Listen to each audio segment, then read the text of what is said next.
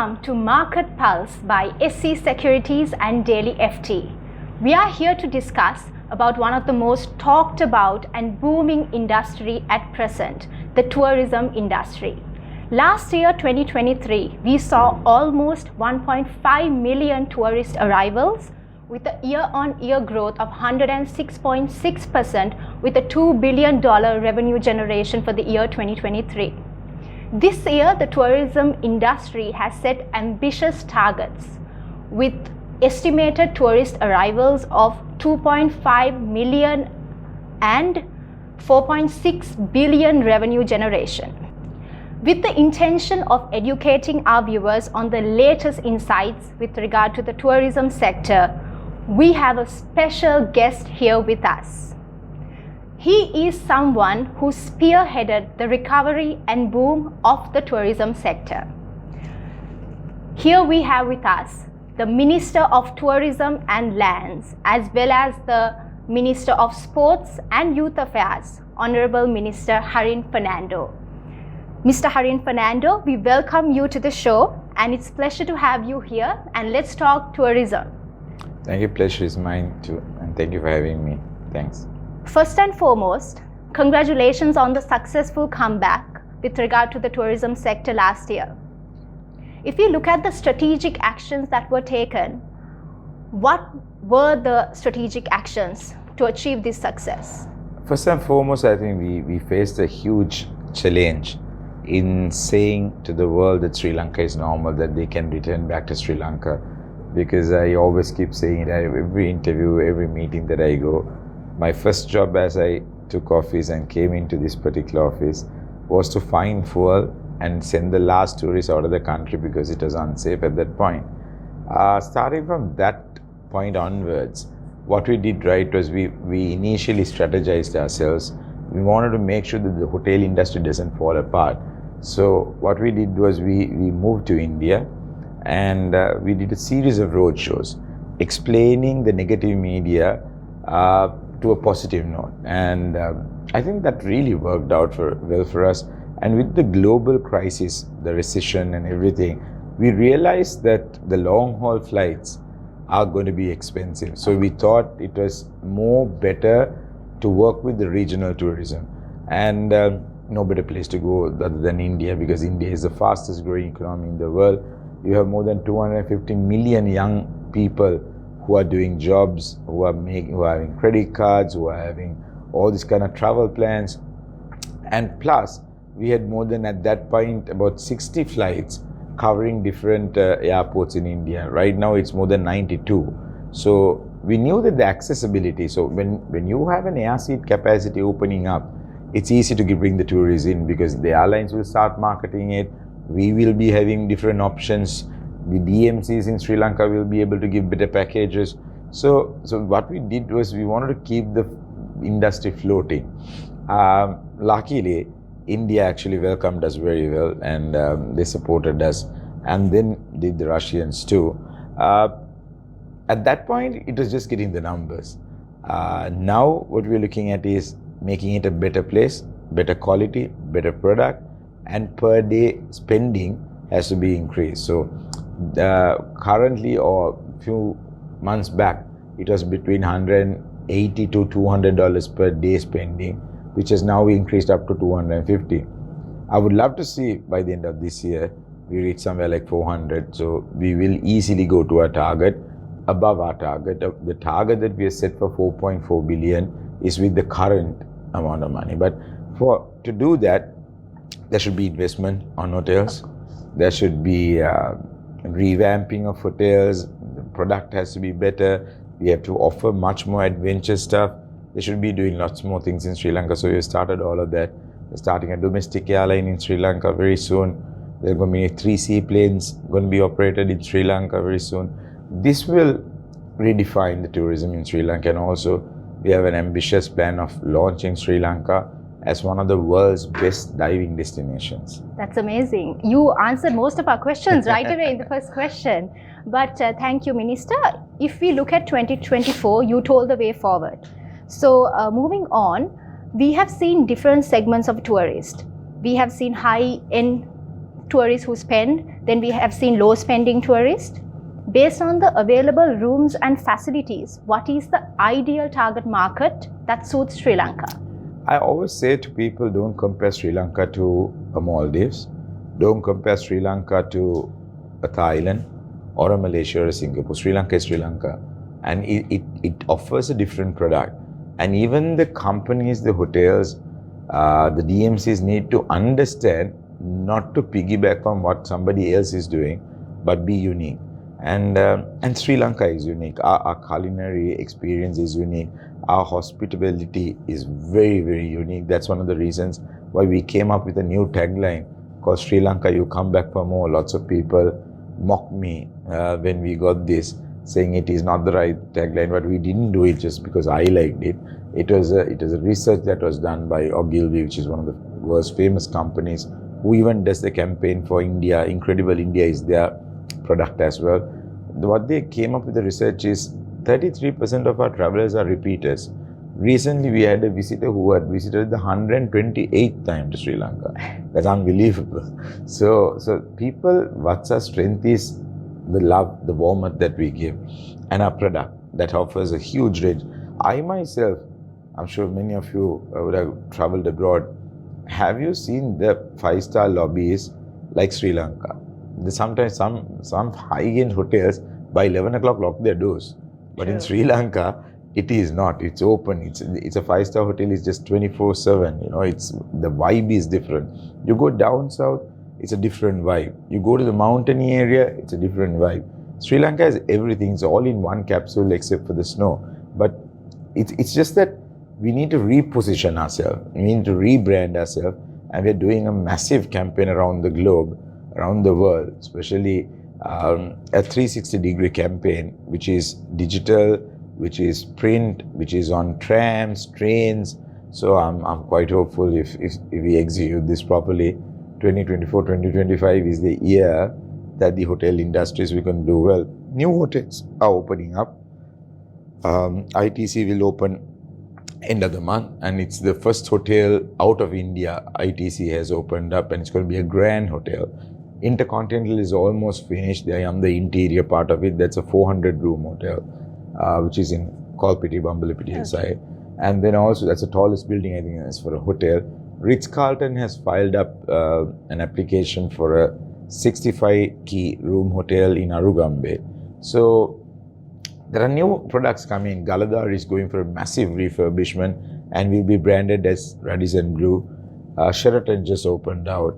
Hyatt will be sold very soon. There are 2 bidders. Final 2 bidders have been selected. So I don't know which brand will come in, but the Hyatt building will be sold. Hilton Colombo will be sold also to a different investor, which we will expect some new things to be done in there. President House and the Navy camp, which is on the Janadipati Mawatha, will be identified as a tourist zone. So it's going to be a club, pubs, bars, all in Colombo. Because we have an issue when it comes to Colombo, mainly being not much entertainment. Very true. We don't have things to do. Exactly. So that's why most of the tourists directly bypasses Colombo. Only the business travelers come in here. But even with that, the Colombo hotels are full because the Indians like the casinos. And once the Cinema and Life is open, that has an 800-room hotel. And their GM is a Marina Bay Sands GM in Singapore, who they have recruited. So the quality of the product will be there. And also through Lotus Tower up to the Exhibition Convention Center, we are trying to move into a restaurant like a mini Clarky. We're going to convert all those warehouses into pubs and bars. So the culture has to be built, you know. So if you go to down south, you see so many bars, so many pubs. You go to Ella, it's such a vibe. Arugambe season time, you can't even say it's Sri Lanka. So unfortunately, Colombo needs more events, and hopefully we will be able to attract a few big artists to come and perform here. Port City is doing a fantastic job, but it's a different product all in all together. Within the next 4 to 5 years, Colombo will be the Asia's partying city. When I say that, people will come and attack me again. But you want tourists, you need to give them entertainment. But entertainment that is aligned with the Sri Lankan culture. And what I also realized recently when we opened the Dabula Stadium, we got the Army, Air Force, Navy. We had all the brass bands playing. I'm telling you, Edinburgh Fist is coming to Sri Lanka. I'm trying to take the Sri Lankan version of it abroad as well, to say Visit Sri Lanka project. It's gonna work really well for us because we have so much of talent, culture, flair. I mean, you name it. I mean, we are a very talented nation.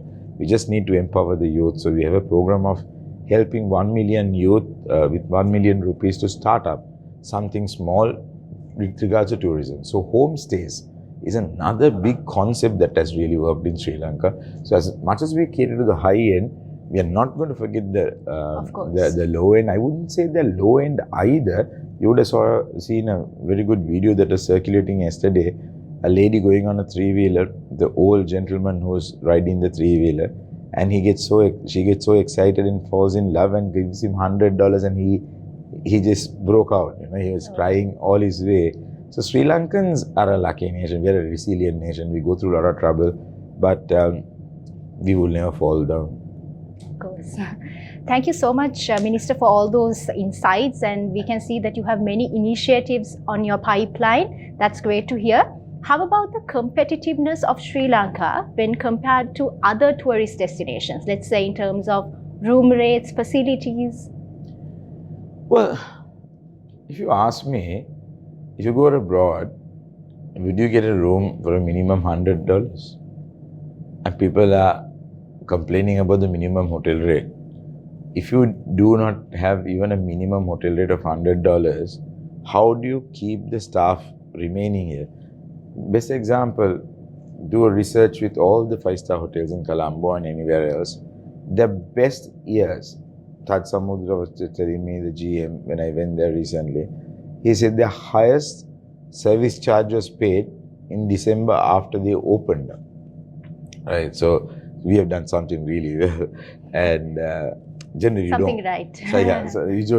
don't get credit for these things, but it was not for credit, it was the country, and I see the people who are in the industry really being happy. When you go somewhere, the way they react to you, and there is a positivity. They have hope. They were all trying to work in a hotel and then get the certificate and leave abroad, but now they prefer to come back, live, because the tourism.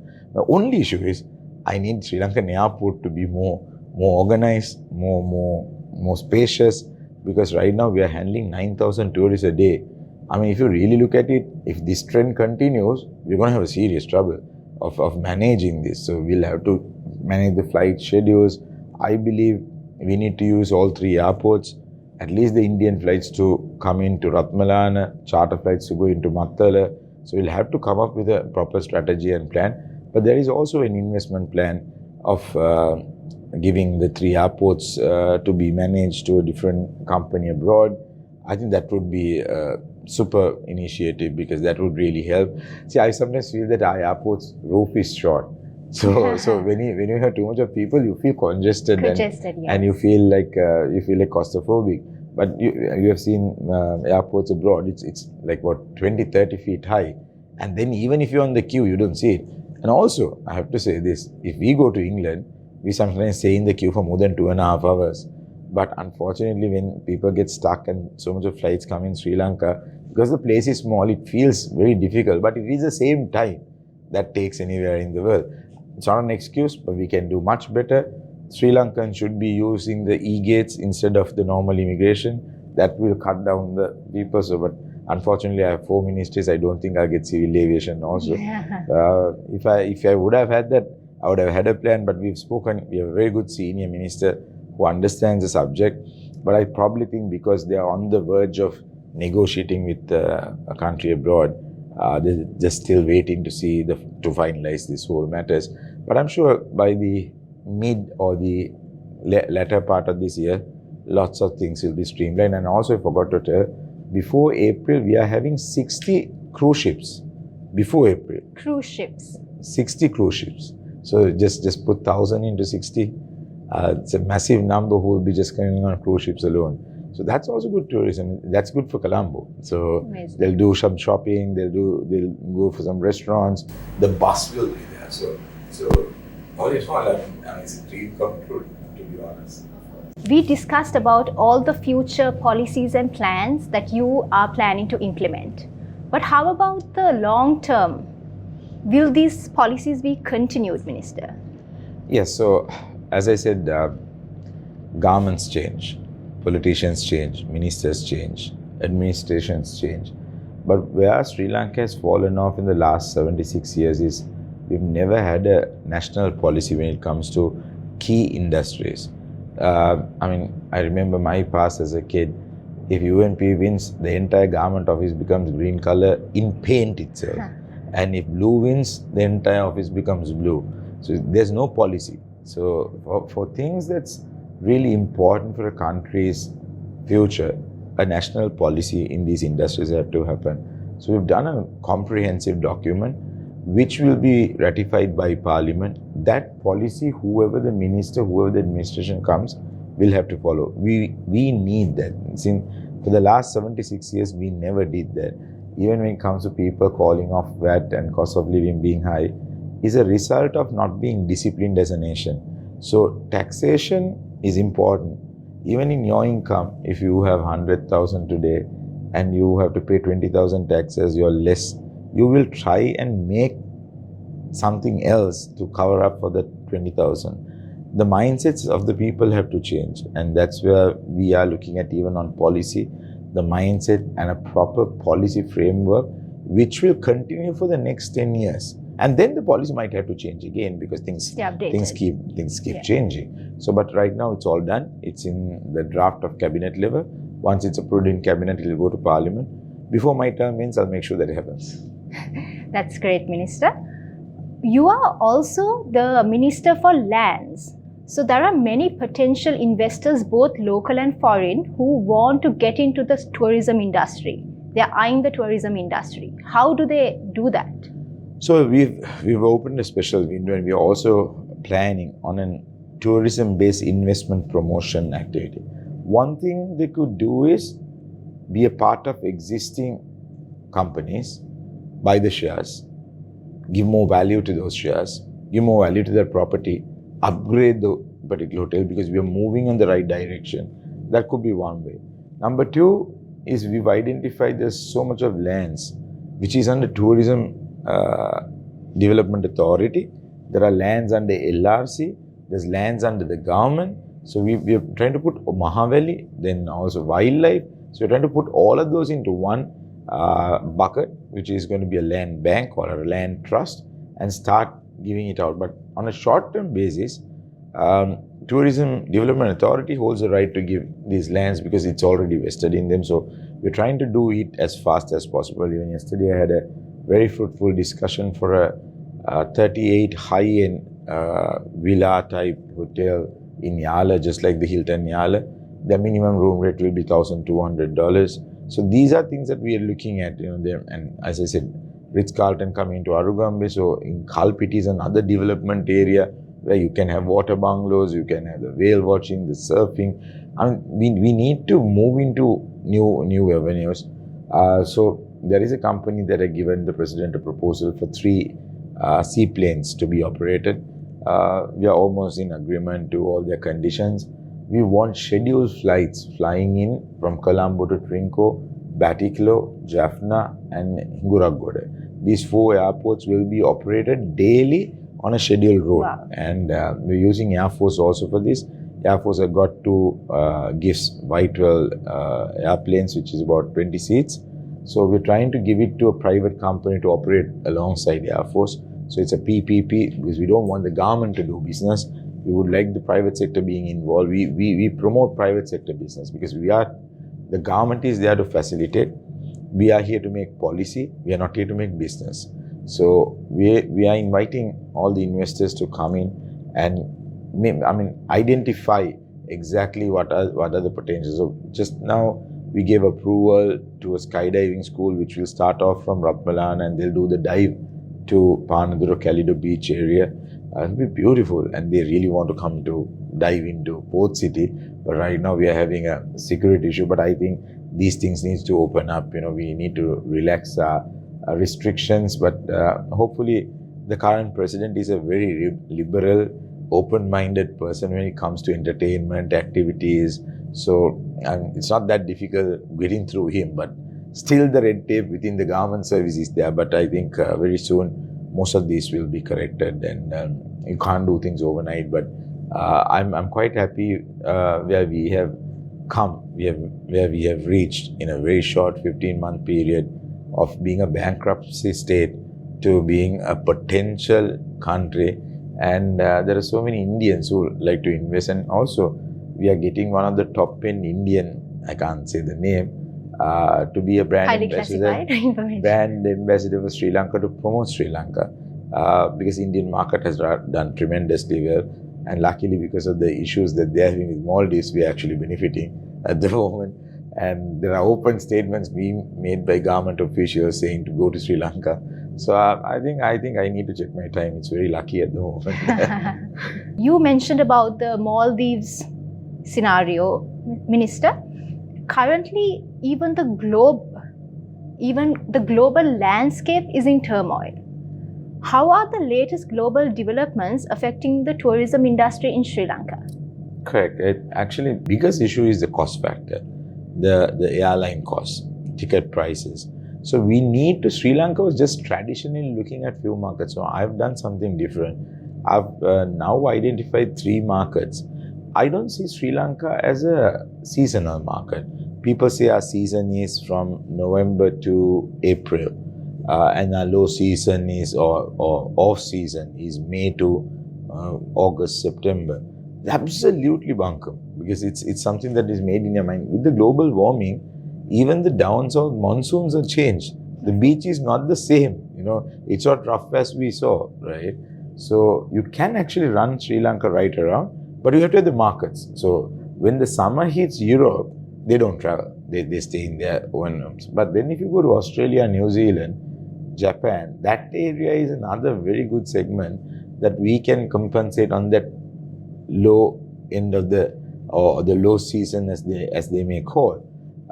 So that's why we're going to on a big way to Australia. We go to Brisbane, Perth, Melbourne, and Sydney, and going to attract. So again, the problem is Sri Lankan Airlines is only the airline that flies direct to Colombo.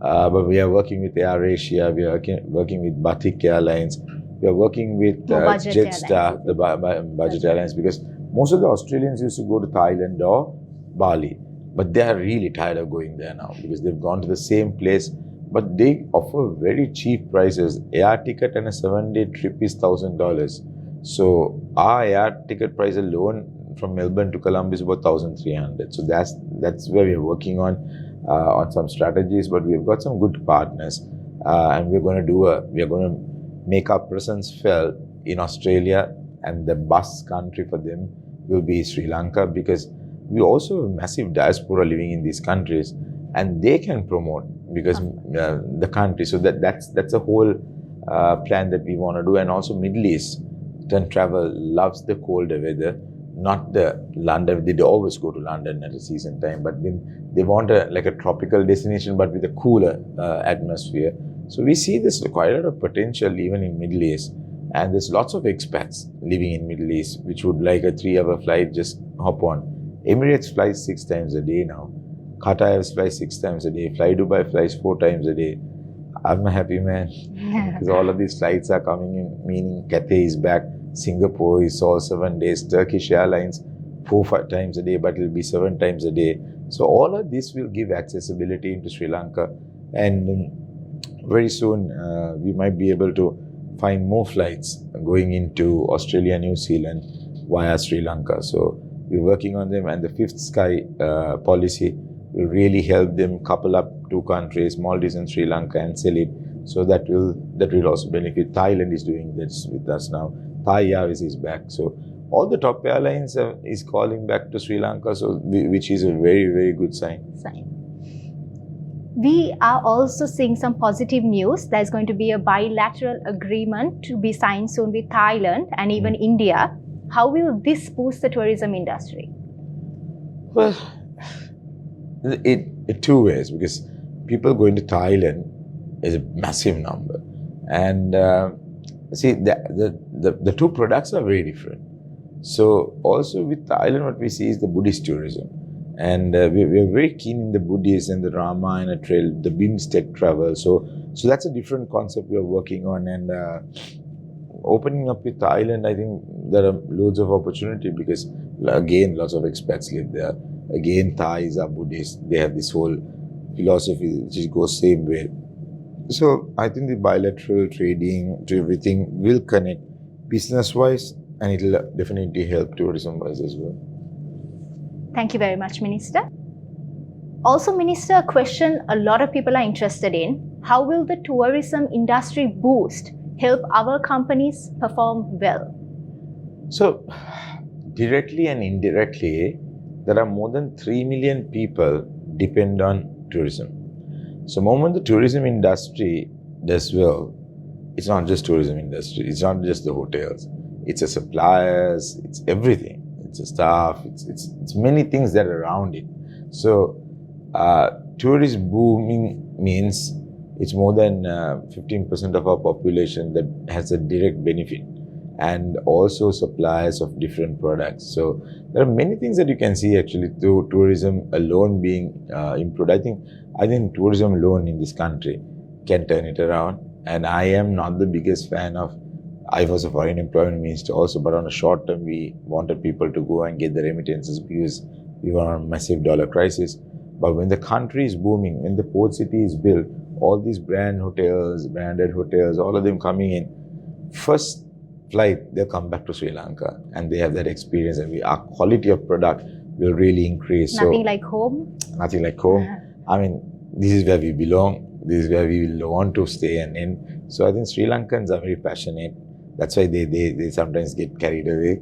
But Sri Lankans are passionate, but they would like the country, and it will benefit all industries when the revenue picks up. Because people will be innovative. They start different products.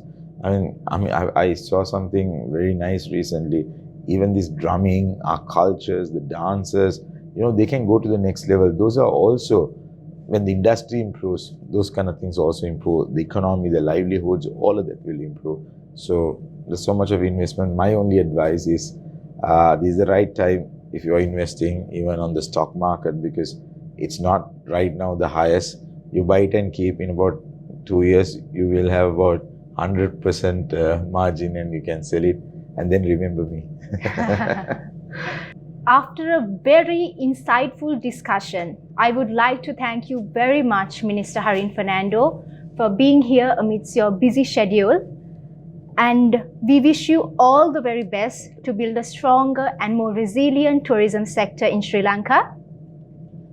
For all of our viewers, thank you for watching The Market Pulse, and we will be back with another insightful interview.